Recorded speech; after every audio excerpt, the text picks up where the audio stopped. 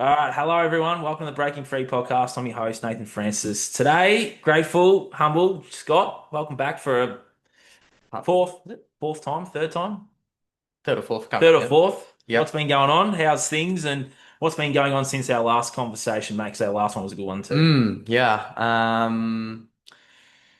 It's probably been a year since our last one, hey. So probably has been close to a year. I think it was during the summer. So yeah, lots happened.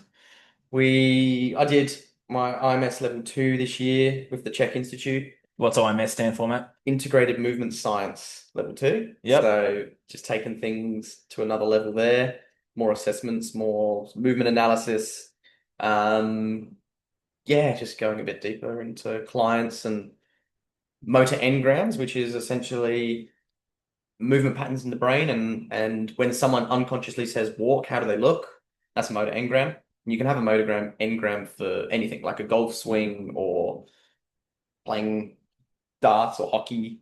There's a motor engram. So really any movement pattern you do at the gym is a form of a motor engram. And they say it takes 300 to 500 reps to create a motor engram, but it takes 3,000 to 4,000 reps to correct or alter a motor engram. Really, what that means is if you're learning something new, try and do it right from the word go, because it's way harder to correct a faulty movement pattern than to actually just learn it right from the beginning. So say you're doing a deadlift and you've built a really bad habit, it's gonna it's going to take a lot of work to actually undo it. But you can do it, and we learned some tricks. So it doesn't take you 3,000 or 4,000 reps. We learned some tricks to try and get deeper into the brain and make those changes quicker. Um, but yeah, that's really where I've been this year. Just deepening my work, and yeah. Other than that, on a personal level, been it's been a year of really going deep into myself and deepening my spiritual work. Had some challenges but yeah, quite profound, deep challenges this year, especially with a bit of insomnia, and anxiety. So Okay. yeah. And but I'll I've definitely come from what I feel out of it now. Yeah, happy to elaborate on what I've done to help Yeah. that. Well, where did it come from? Has it always been there? And I guess like what was the trigger for it? So insomnia is yeah, something that I first experienced when I was 19, and it's probably the thing that really pushed me down the whole of holistic health, because I realized that even back then that I was having a health issue to some level, right? Because there's so many things that can help it. Like you have the right nutrition and right vitamins on board that can help. Obviously, doing internal practices and learning how to control your mind can really help. Um, and exercise and lifestyle, getting enough sun exposure. So yeah, I used to deal with it a lot, got a lot better over time. I think when you have sleep issues, it feels like it's one of those things in the back of your mind all the time. But generally, yeah. But I think it was February, or maybe it was February. I just had one night. I think I just had so much going on in my mind. I was a bit stressed, and I just could not fall asleep, and I ended up having like a panic attack and didn't probably fall asleep till like 3:30 in the morning. And then it just started this insecurity. I felt, I couldn't even have the confidence to fall asleep. It was so strange. It was really confronting, and a lot of fears came up. When that night, I suddenly had like images of like everything I had built falling away from me. So all these sort of things really came up that night, and it's taken me a lot of work to realize where how many attachments I had. I was really focused on the external world. I started dismissing my own internal work. Um, and I wasn't putting myself first. And I think it just shone a huge mirror on that. So this year I really had to put myself first, as much as I could. The biggest thing I've noticed though, honestly, has been the link with gut health and Mm. and sleep. So recently, I've been really getting deeper into fermenting foods, making kefir, more kombucha, um, and I've definitely noticed a huge difference in my mental state and my sleep. So when you actually look into fermented foods, they actually release GABA, and GABA is a neurotransmitter that helps the mind relax. So, something I learned even years ago with anxiety is often not a mental issue, it's more of a gut body issue. And the mind is built on the body. So you have to address the body first. So honestly, I think that's been probably the biggest things. I tried sleep supplements, I tried this and that, and it just didn't work. But now that I've gone really hard on really rich probiotic foods, it's made a massive difference. And sun exposure, I think, really, like you taught me, getting out in the sun 10, even minimum 10, 20 minutes a day if you can, has made a huge difference. And it makes sense because you're teaching your body that that it's daytime and it's helping your circadian rhythm. So yeah. Yeah, and that's why I wear these glasses too, to block out the blue light in the computer. I think the light exposure in the house and in the gyms and inside is another layer to Mm, that light exposure because if you look back in the ancient times, mate, we were always outside, we were always exposed to the sun. We didn't have any of these fluorescent lights, LED lights. We didn't have mm, any of this stuff. So it's like going back to our primal ways of living. yep. And these glasses help that. These ones are yellow. You can get orange ones for nighttime. I Mm, feel like that's another layer to that too. mm. But thank you for sharing what you shared. Just wanted to circle back to the anxiety. Was that tied up with the insomnia, or was that a whole nother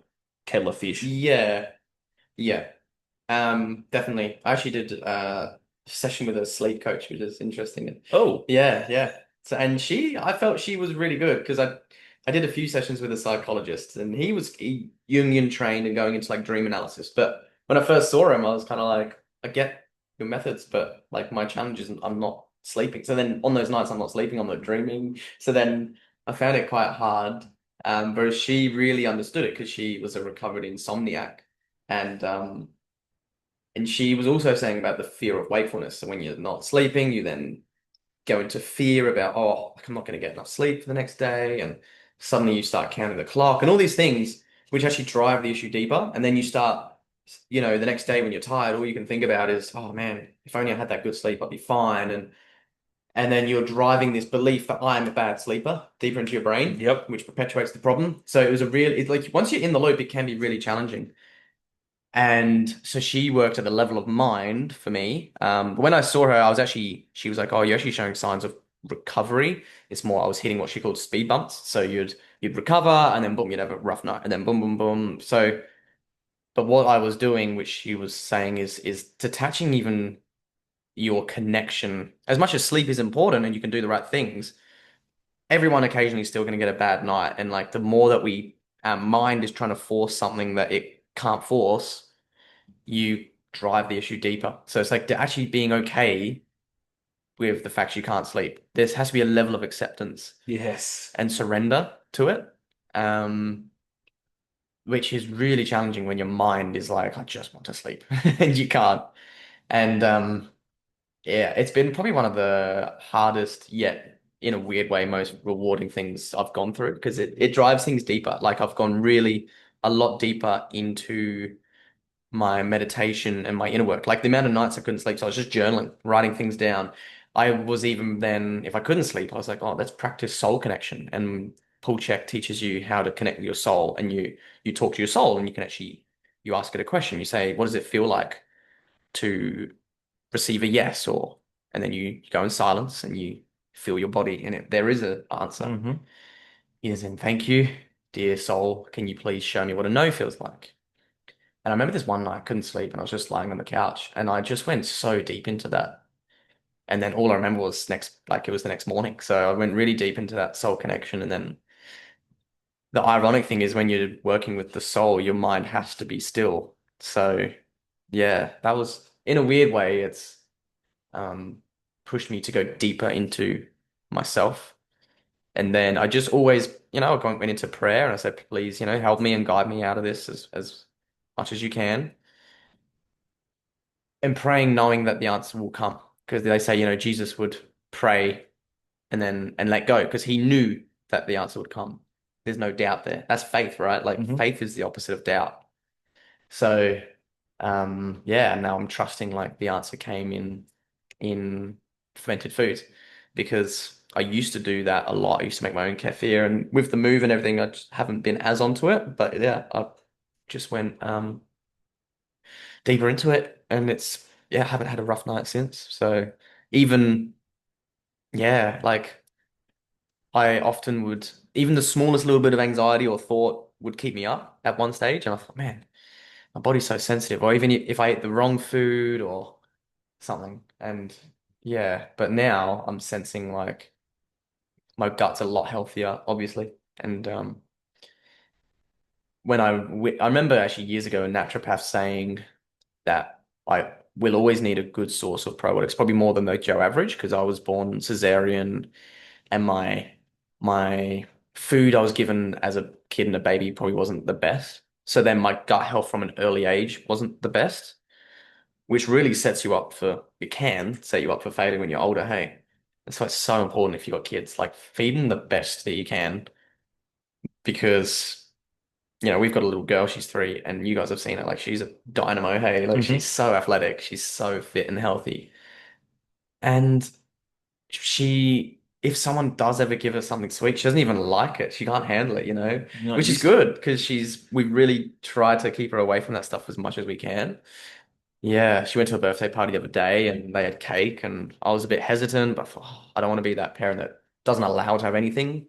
So she had some and she had maybe half of a square and she's like, I've had enough," which is so good. I was like, awesome. I was so happy because I was like, oh, I don't want to have a sugar high. Mm. And but yeah, I think if they're brought up on it, I've seen kids at 1, 2 years old just eating sugary treats and Macca's. Maccas and drinking soft drink, and it's Mm. like, man, their brain chemistry is going to get used to that from such an early age. You're building that addiction A lot of up. people talk about the ADHD and the ADD thing. It has Mm, absolutely nothing to do with the child's behavior. It has everything to do with what they've been eating, mm, drinking, yep, yep, and their screen time. mm, That's literally what it is. It is yep. no other factor. The gut, yeah. It's like when I was experiencing this insomnia, you kind of get lost in like, oh, who can help me? And I was talking to a functional medicine guy as well who does the check work, and he's like, mate, it's I've actually experienced insomnia, and he said for me it was my gut and then my thyroid. But the gut is always the primary system because everything, all of your hormones is derived from how well your nutrition is and how well you digest it. You can have the best nutrition, but if you're not digesting it, and if you don't have the healthy bacteria to actually, because they often convert certain minerals to different vitamins. Yep. So it's not actually all just coming from your food. Like if you have a healthy gut flora, they're creating vitamins in your gut for you. So if you have an imbalance there, yeah, it really can set every single system out of whack. Mm. Um, so yeah, I paid attention, but then yeah, once I've really dialed this in, it's like it's clicked. And look, touch wood, things continue going well. Just so you know, that's not wood. Damn it. I know I couldn't see any. But yeah, I think you can use any challenge or even, call it a crisis or anything in life to actually push you deeper into what I would call the right direction or your soul's direction is maybe a Yeah. better way of saying it. And what you've done is you haven't externalized the power Mm, away. You mm, haven't gone and rushed into a system, to a doctor, to a whatever. mm, You've gone the other way, mm-hmm, really, and just gone, well, this is my issue. mm-hmm. No thing or no one's going to fix it but me. Totally. And if you have that mindset, Yep. you don't need those people for really anything. Yeah. It was a real balance between the fix it mindset and also the surrender mindset. I think Yeah. that was the challenge because I've got such a fix it mindset, Yeah, not as most males do, and I mm, think people in our space do. I work with corrective exercise and you're looking to correct people's posture and their core and also, you're creating change in a healthy way for people, which is it's a still to some degree a fix it mindset. And I think this year has also allowed me to realize when things aren't perfect, to allow the process and not escape it, to listen and think, okay, what's actually what's it guiding me to do here. Um, and as we've spoken about on other podcasts, coming back to that simple four doctor model, and it's really shown me so clearly every single health issue that you can have from insomnia to um, irritable bowel syndrome to a knee issue has a four doctor model to it. You can't have a knee issue and just focus on the level of the knee because it doesn't work like that. Like a knee issue could actually be like, say, a woman that has inflammation of the uterus, right? So when they have their period, they have very painful cramps, which Mhm. switches off the abdominal wall. And when you don't have an abdominal wall, you're not stabilizing your pelvis properly. So then your knee collapses in. So then suddenly you do your 10,000 steps a day with a knee collapsing in.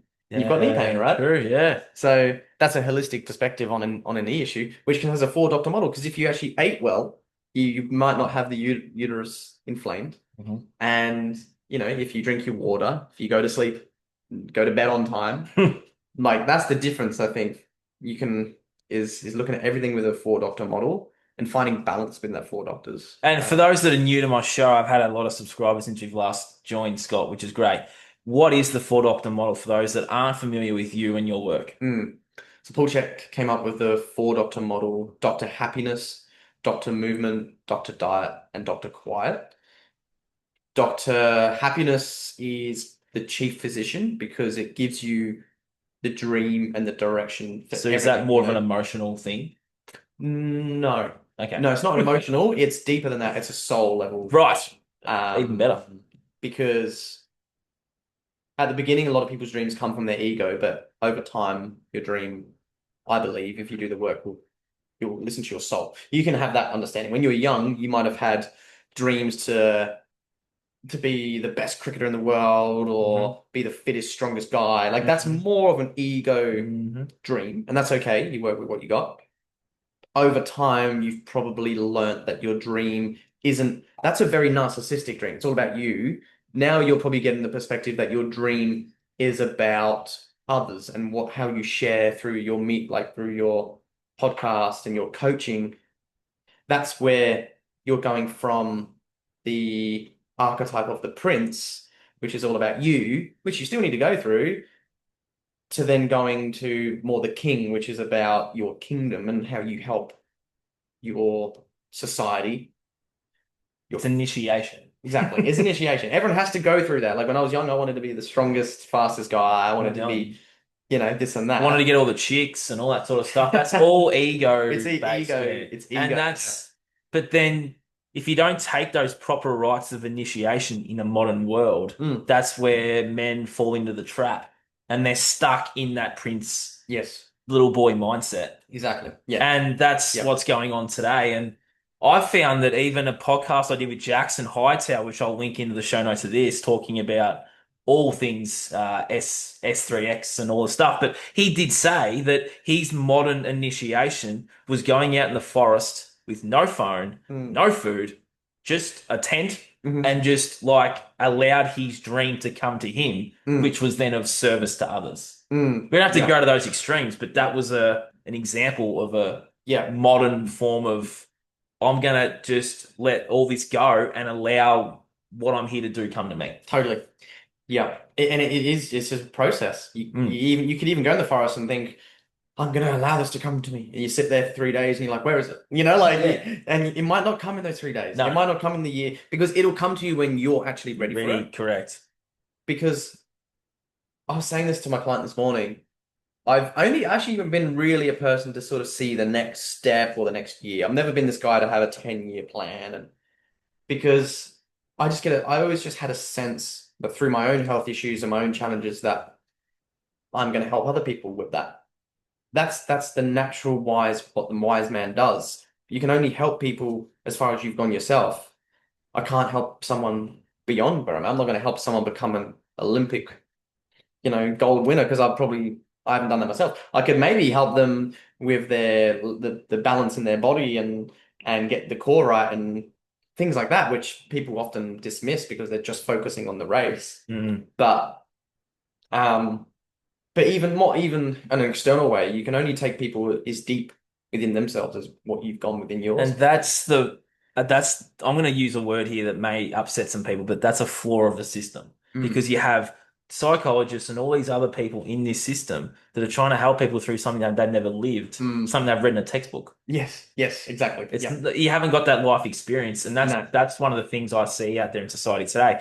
It's like someone comes to me from this podcast, right? They'll Mm, say, Nathan, I'm having some trouble in my marriage. Well, I've never been married, so I'll go, bro, I'm going to handball you to some people that have gone through what you've gone through, or have resources and people that can help you. mm, I can't help you through that because mm. I haven't lived it. No. I can only give you my perspective on what I've lived with my growing up environment household, which will be different to yours. Mm. But what I've also learned is the things that have helped you may also help situations that you've never been through. So it's not that you actually have to go through marital challenges. It might be that you have learned how to resolve conflict in relationships with people. It doesn't have to be Yeah, a correct. loved one, it could be, Mm. you know, your family or whatever. So, you know, the old you might have been reactive, and when someone has a go, you go, you, Yeah. and have a go back. And maybe over time you've learned, like that is the little boy. How does the man respond? Well, the man listens and he grounds and he goes, okay, I'm hearing you, but this is my perspective. So you know, sometimes even though you may not have gone through that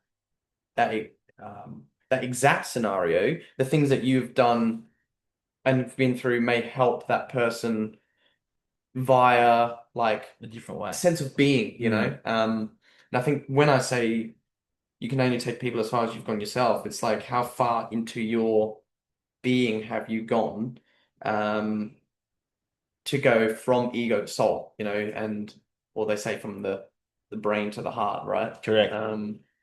So, you know, if I haven't had every single health issue out there, but generally the fundamentals of good health are the same for everyone. So, as I said, for me, maybe having gut issues has caused insomnia and anxiety, whereas other people, gut issues might cause aching joints or might cause depression. You know, Mm, it's like people's symptoms are different sometimes based on their genetics, based on their upbringing, based on so many other correct. factors. But the fundamentals of what create real health are generally very similar for everyone. I'm Mm, not going to say exactly the same because some people yeah, as I said, I feel like maybe they were born cesarean and had a better diet or were breastfed and had all that. So then they can maybe even tolerate some poorer foods more so than I can. I've noticed I'm very sensitive. The moment I have something that doesn't agree with me, I just I don't feel good at all. Whereas some people seem to be able to tolerate things a bit better, which is a double-edged sword because then they live off it for longer and then boom, they get cancer when they're in their 50s or yeah, 60s. exactly. Yeah. So I think yeah, it's in a way, it's kind of good to be sensitive to your environment. Mm, Mm, 100%. And it's also a thing of knowing your body and knowing mm, how it functions. Only you know your body. hmm You can go and see different people to be experts, but you're the expert of your own vessel. And yeah, that's the power we need to take back. totally. Yeah, that's literally pretty much the whole teaching of the Czech Institute. He says, I'm not teaching you what to think, I'm teaching you how to think. Hmm. And you're right, he's teaching you how to listen to your body. When I eat too much meat, how do I feel? If I don't eat any meat at dinner time after a big workout, how do I feel? How do I sleep? Yep. You know, as a man, do you wake up with an erection in the morning? Like, are you waking up frequently through the night to go pee? That's a sign of high cortisol or blood sugar issues. Liver as well. Liver, Yeah. you know, and again, every organ has a time of day where they regenerate. So if you're waking up all the time between, I think it's 1 a.m. and 3 a.m., that's generally the liver. That is the liver. Yep. Um, and then, you know, other organs are through the day. If you feel like you're getting anxiety at 9 o'clock or 11 o'clock, or why is that? So, but yes, listening to your body and experimenting. Like I said this to someone the other day, it's like, well, because yeah, we're always looking for the answer from someone else, but it's like, well, she's, you know, you will agree with this, but your dietitian told her stop drinking your 2 coffees a day. She's got like severe stomach issues and diarrhea, and it's like, well, I said to her, you never know until you experiment. Like, cut it out for 4 days. It's not that hard to do. Cut it out for 4 days. I'd Generally, recommend a bit longer, but that's yeah, but like give it at least 4 days. See if you get a result. Probably, no, I should probably at least say 7 to 12, 7 to 14 days. But another yeah. good piece of advice too, mate, with the gut and stuff too, is fasting. Mm, We were hunters and gatherers in ancestral times, in like the old days. mm, We would go.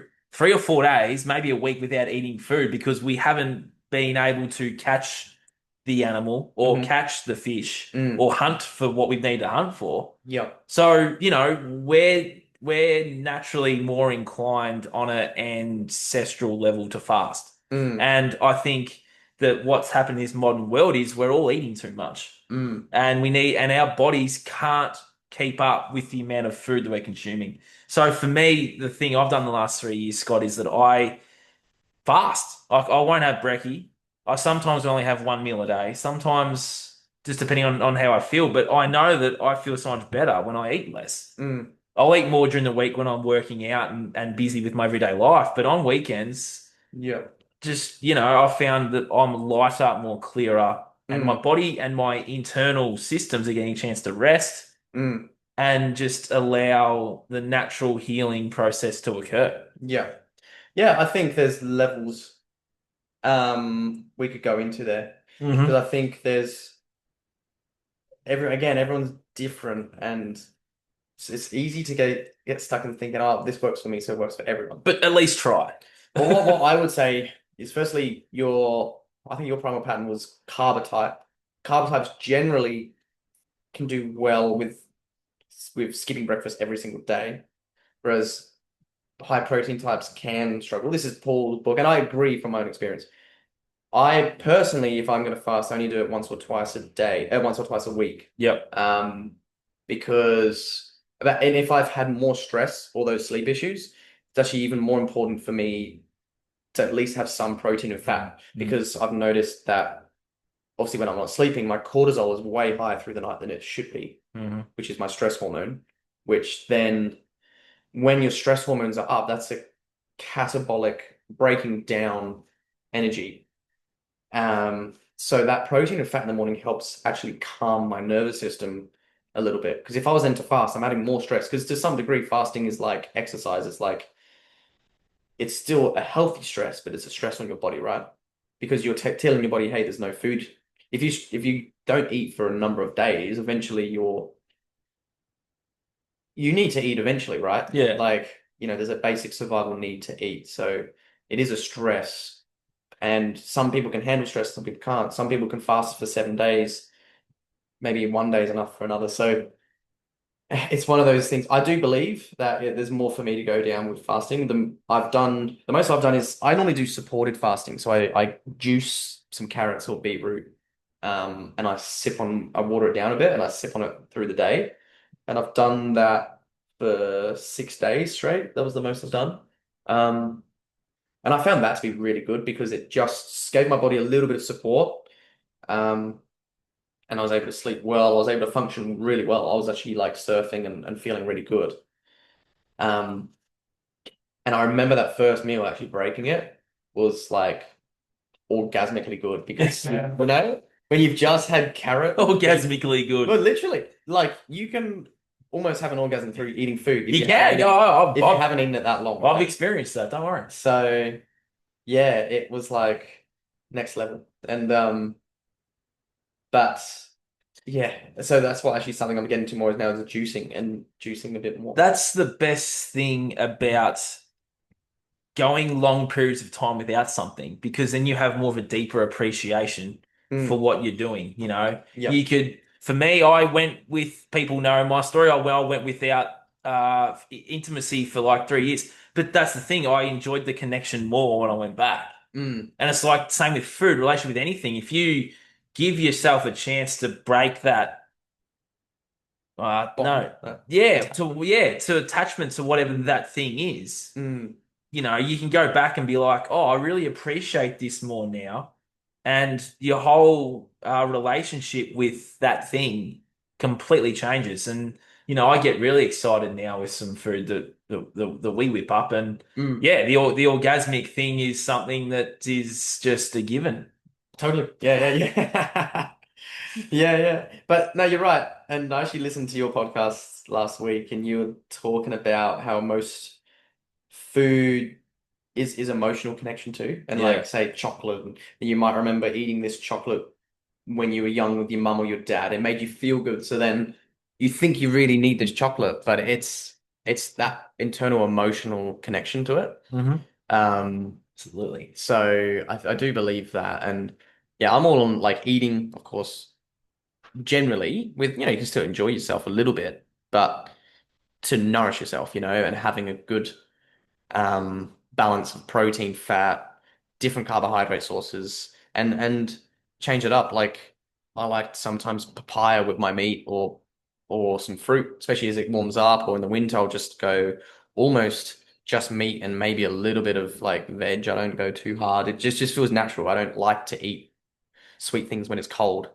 Um, and in Chinese medicine, that makes sense as well because fat and protein is an insulator. So it warms you up, spices warm you up, broths and soups warm you up. And then in summer, like that's fruit is there to cool you down. Hmm. Fruit, tropical fruit, especially sugars and things like that, they cool the body down. So people that are cold all the time, look into your diet, And hot. and hot all the time. But yeah, I've noticed it can work both ways. Often people that are cold all the time often have thyroid issues, but they often lack protein and fat. You'll see people, this is the ironic thing, right? So people are often overweight, but they're often undernourished. And it was such a quote that gave it to me, and it's like, it's so true. You might look at someone who's overweight and think, oh, they're just eating too much, but they're eating too much stuff with empty nutrition. So then, your pastries and your donuts and so much stuff that's just generally eaten lacks nutrition.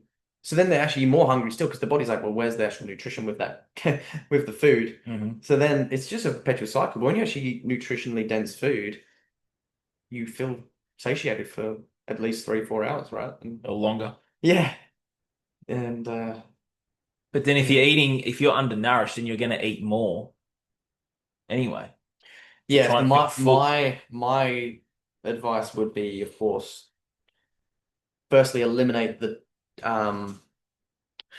foods that are what we call dissipatory foods. So like they're dissipating a healthy food, right? So you're eating the donut instead of maybe like an orange Mm. with some nutrition in it. You have to eliminate those inflammatory foods that aren't giving you any nutrition. And then you replace it, of course, with something that's nutritional. And originally they probably will eat the same, if not more food or more calories. And their body originally might even put more weight on, but once the body recognizes, oh, it's actually giving me like nutrition, the thyroid will actually start speeding up, the metabolism will actually go up, and then they'll start losing weight quite rapidly. And it's like you don't need to smash yourself at the gym or count calories. No. You just eat nutritional food. There's another layer to it too, mate. You know, a lot of people out there, if you look at people that are a bit slightly overweight, you look at the family environment, mum and dad are overweight, Mm, grandma and grandpa are not mm, usually grandma and grandpa in these times, but mm. actually, yeah, no, Oh, well, my generation, grandma and grandpa are pretty fit and healthy, but these mm, days, different story. You look back at and they go, well, their nervous system feels comfortable being this way because it's what they're used to. mm, So they could do all this stuff but still be overweight because the nervous system doesn't feel safe to be healthy and vital because they grew up in a household that wasn't. So mm, you have to do that mindset work as well to ensure that the nervous system feels safe to be mhm, able to look and feel ideally the way they want to feel, but there's mm, something going on in the unconscious mind that mm, stem back to what mum and dad are doing because that's what they're used to. Then you look at people's friendships too, you know, mm, they might have friends that are overweight as well because that's what they're used to, right? The mm, nervous system feels safe around people like them. We're mm, pack animals. So you have to do that mindset and unconscious work as well so the nervous system feels safe enough to be able to look and feel better. mm. Yeah, I think well, that's then branching more and also into the soul, because then Yeah. you're saying, well, that's actually like a little initiation of your hero's journey. You have a choice to either just do the same things that your whole family lineage has done over time, which has been to not obviously Look after look yourself. after yourself, eat drinking too much, not eating good quality food. And often, people don't value themselves enough. Oh, it costs too much money. And it's Yeah, like, that's true. it actually doesn't. If you eliminate all the ice cream and all the Pepsi and stuff you're buying, you put that money into the good food, It's not expensive. No. And then you save money in the long run because you don't need as many pills, doctor's appointments, supplements. You're actually saving yourself thousands of dollars by Yeah, eating healthy. exactly. But yeah, you're right. But I think there's a part of you that needs to go, you know what? I want to change more than staying at this level. Not everyone's up for that. That's a reality. That's Not exactly right. everyone is up for that, and that's fine. It requires a level of patience, resilience, and discipline that some people just Mm. You have to be comfortable with being uncomfortable. I've uh, been in those situations when you're young, and I started making different choices when I was 18, 19. I'd be at the family table, and my nan would be like, why are you eating that weird food? And it's like, it's not even weird. It was like sweet potato. My family's yeah. never even eaten sweet potato before. Wow. Oh, Okay. so, um, and I'm just sitting there eating a sweet potato rather than, I Yeah, don't know, and it's whatever the it same for was. the young men out there, you know.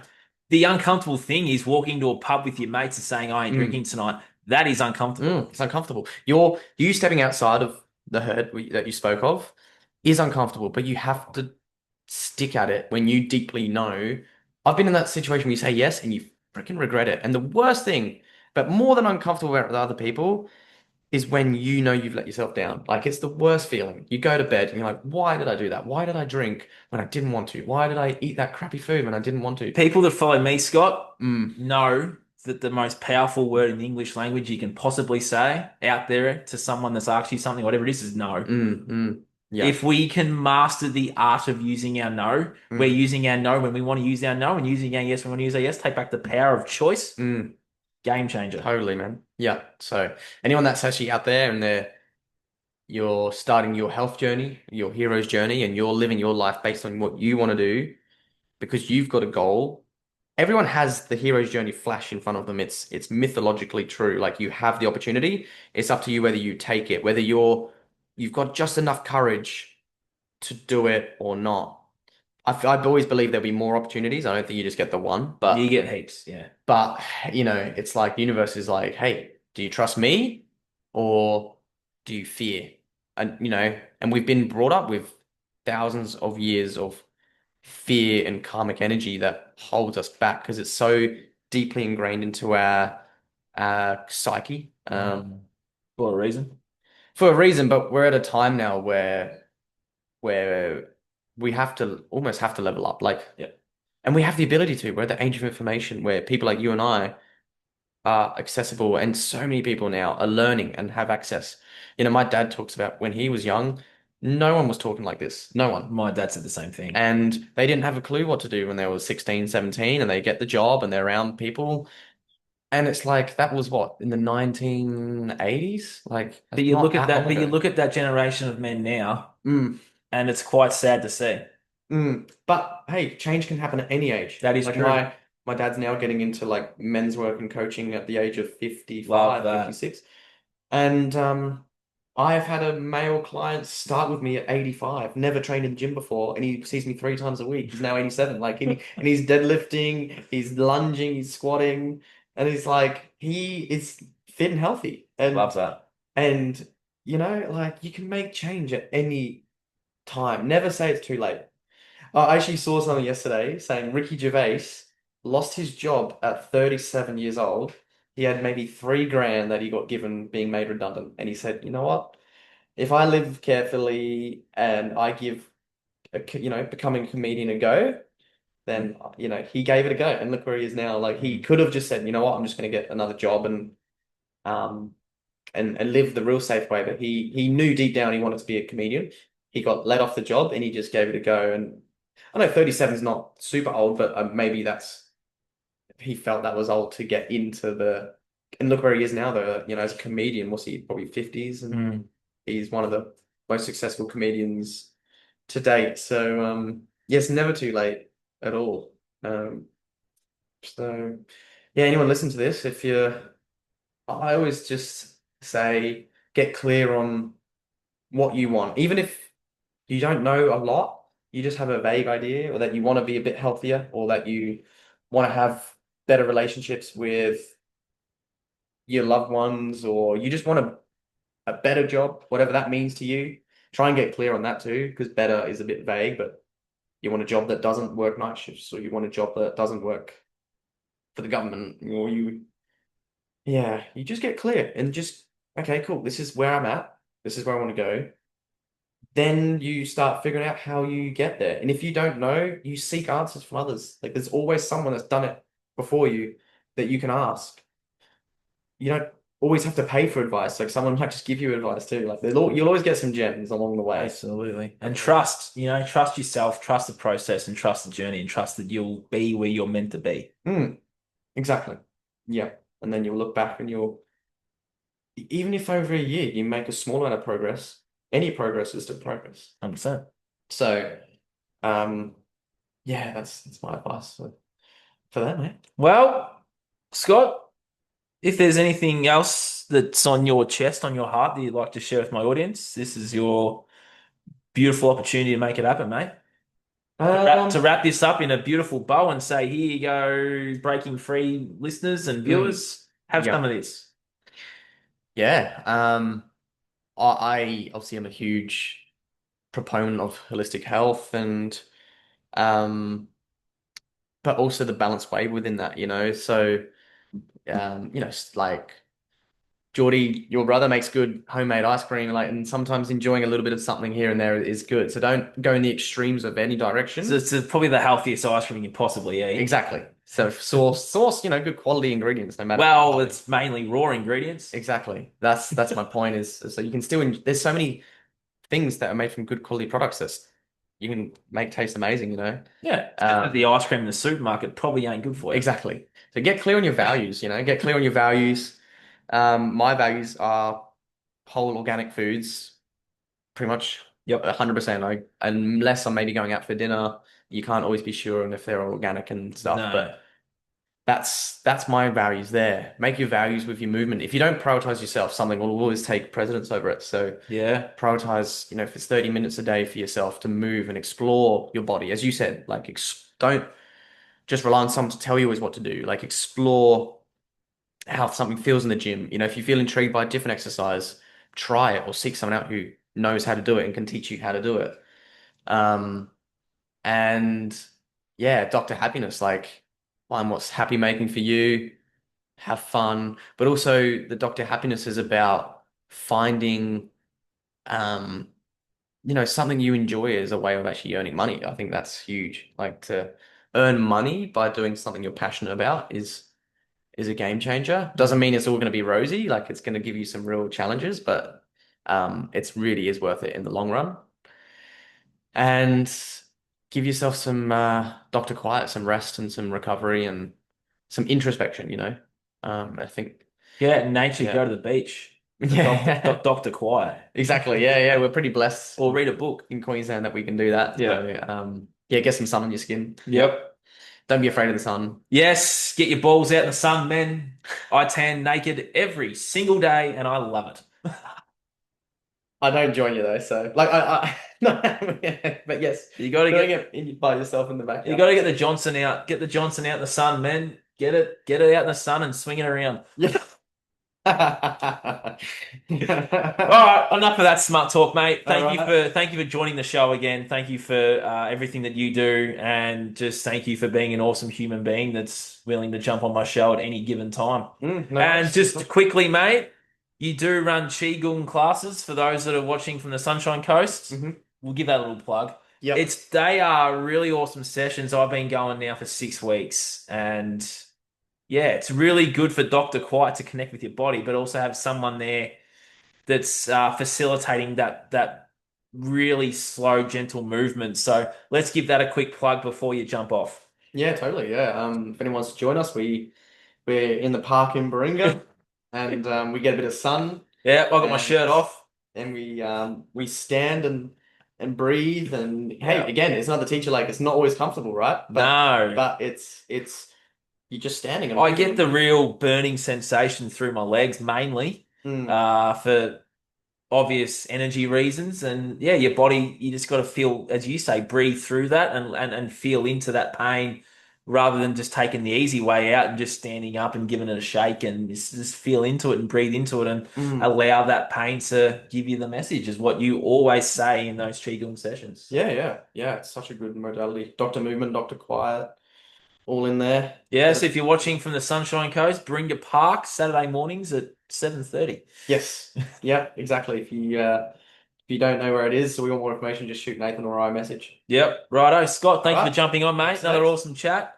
For those listening and watching, Scott, we will be back on again soon before the year's out. Some awesome guests coming before the year closes. Only 2.5 months to go, mate. So, Yeah.